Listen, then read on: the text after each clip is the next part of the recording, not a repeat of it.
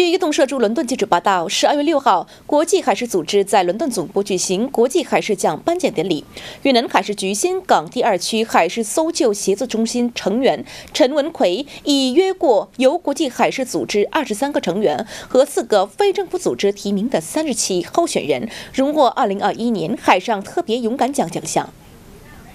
越南海事局岘港第2区海事搜救协作中心成员陈文奎成为首个越南船员荣获该奖。这是国际海事组织一年最大的奖项，旨在表彰在上一年海上救助中有英勇表现的个人和集体。今年，陈文奎因新冠肺炎疫情仍在持续蔓延，不能赴伦敦参加颁奖典礼。组委会已播放了涉及陈文奎于2020年10月在恶劣天气中成功营救4名遇险者的短视频。越南驻英国大使馆临时代办苏英秋代表陈文奎领取该奖。苏英秋表示，陈文奎在海上的英勇行为，充分体现了越南民族不屈不挠的意志和精神。 是越南海事行业的自豪感。